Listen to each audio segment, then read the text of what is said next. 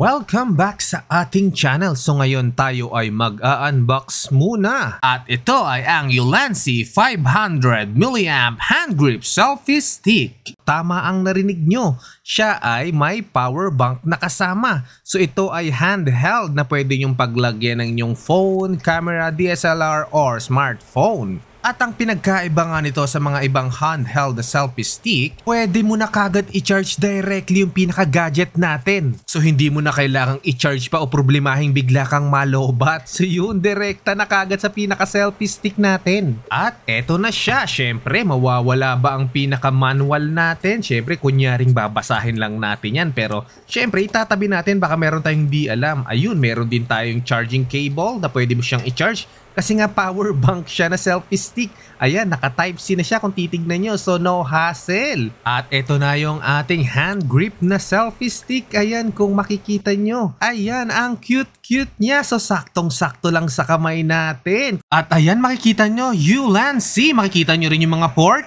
Meron siyang pang Type-C at meron siyang USB port. So hindi tayo mahihirapang mag-charge o maghanap ng cable nito. At bukod sa pagiging hand grip, pwede mo rin siyang itayo dahil meron siyang built-in na parang tripod dito. So mini lang naman. So pwede mo nga siyang iwan at ilapag kahit saan. Ayan na. So ititiklop mo lang siya. Okay, back to hand grip na kagad. At para mas makita nyo ng maayos yung pinakalaki niya, ayan, kung titignan nyo yan yung regular size ng mga phone. So halos kasing laki lang din. So talagang hindi nakakahiyang dalin. At kung makikita nyo dito sa may taas, dito nyo naman ilalagay yung mga grip na gagamitin nyo para sa mga device nyo. Yung sa akin naman may kasamang quick release na galing din syempre sa Ulanzi. Okay, kabitan natin itong ating Insta360 dito sa pinaka hand grip nating selfie stick.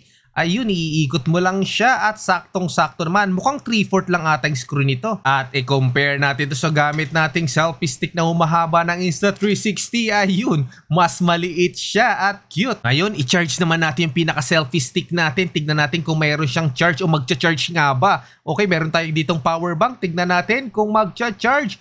At ayun, good news! Okay yung ating nabili, nagcha-charge siya. Kung titignan nyo, meron dyang indicator na kulay blue ata yan. At kung puno yung 4 na ilaw na yan, it means it's fully charged. At ngayon, itatry natin yung pinaka-device natin o yung Insta360 natin kung magcha-charge naman gamit tong pinaka-port ng USB papunta sa ating action cam. So, chinarge muna natin siya kasama tong pinaka-adapter natin papunta dito sa Insta360. Tignan natin kung magcha-charge. Ayun, merong kidlat na nakikita. So ibig sabihin nagcha-charge siya habang ginagamit. At itry naman natin ang wala itong pinaka-adapter. Tignan natin kung magcha-charge para sure naman tayo. Ayun, kung may kidlat ka ba? Ayun, meron din. So positive na positive tong selfie stick na to. At syempre, isa sa mga dahilan ko talaga kung bakit ko binili to ay dahil dito sa ating lumang GoPro Hero 4. So kailangan siyang mag-charge siya habang ginagamit kasi napakabilis siyang mag-lowbat.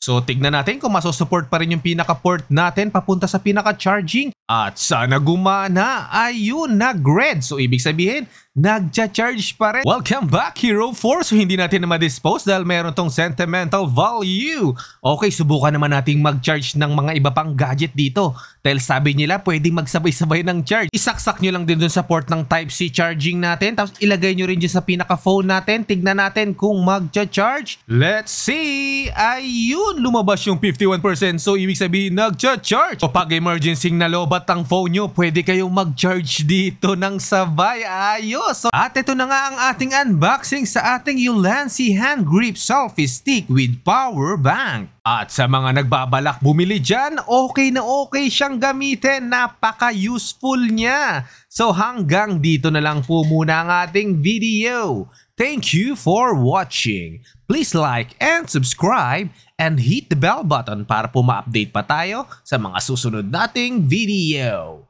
Goodbye and God bless. Ciao!